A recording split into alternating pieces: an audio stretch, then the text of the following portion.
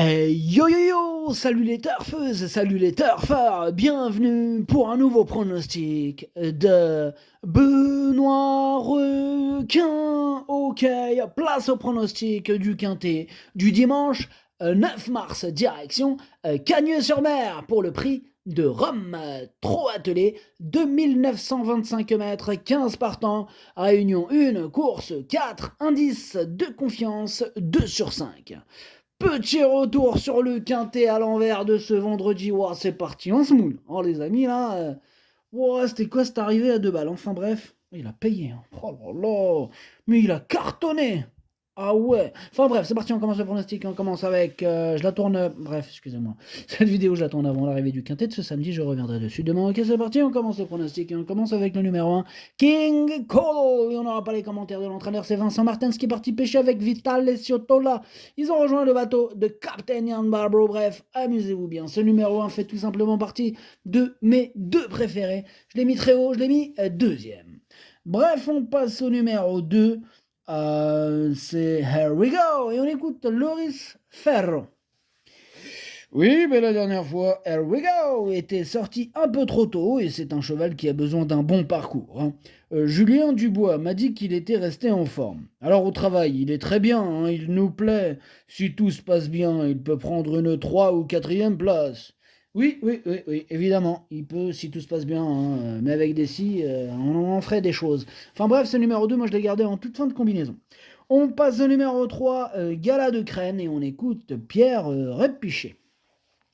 Oui, c'est moi, c'est Monsieur Répiché. Écoutez, Gala d'Ukraine est resté en très bonne forme. Hein, depuis sa 2e place le 21 février, il aurait dû rentrer en Normandie, mais il a fait des prolongations pour cet engagement.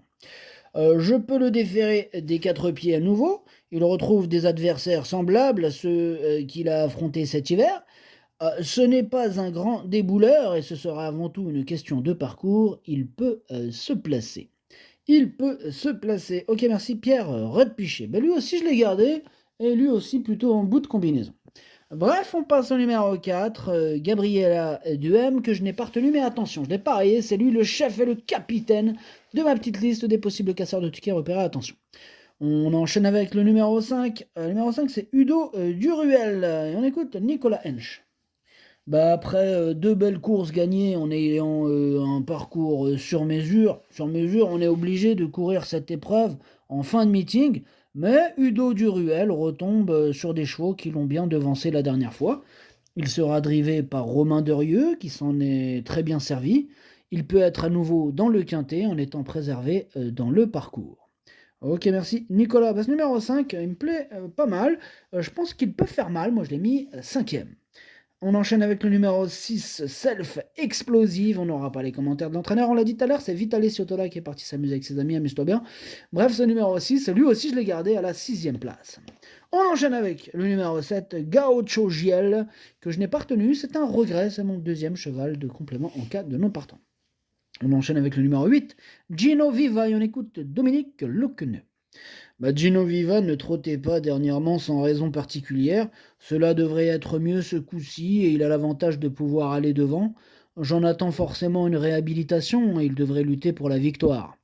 Ouais, bon, il est super confiant, super chaud, Dominique. En même temps, c'est une première chance, Gino Viva. Hein. Il a les capacités pour faire très très mal dans ce quintet. C'est mon préféré.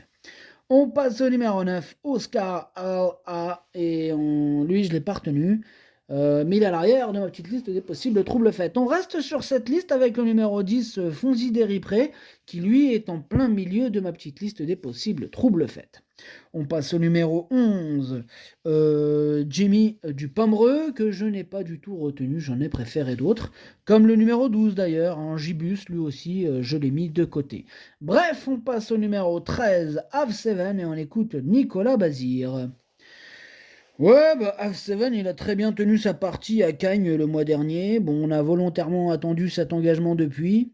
Bon, il ne répète pas toujours ses bonnes valeurs et n'est pas facile à saisir, mais il apparaît en bonne forme. Piste plate, il est à son affaire. Il évolue dans sa catégorie et a les moyens de disputer les premières places s'il donne sa pleine mesure. Ouais, en tout cas, voilà, compliqué avec ce cheval.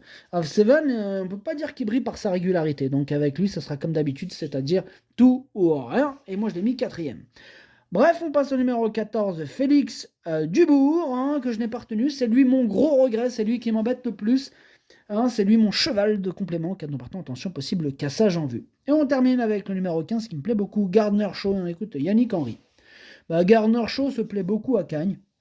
Il ne peut rêver il peut pas rêver meilleur engagement dans cette course, hein. Il a eu le déroulement de course idéal le mois dernier et a pu placer sa pointe de vitesse. S'il peut avoir le même parcours, il a sa place sur le podium, hein. Il a très bien bossé à la maison pour cette course, je pars confiant.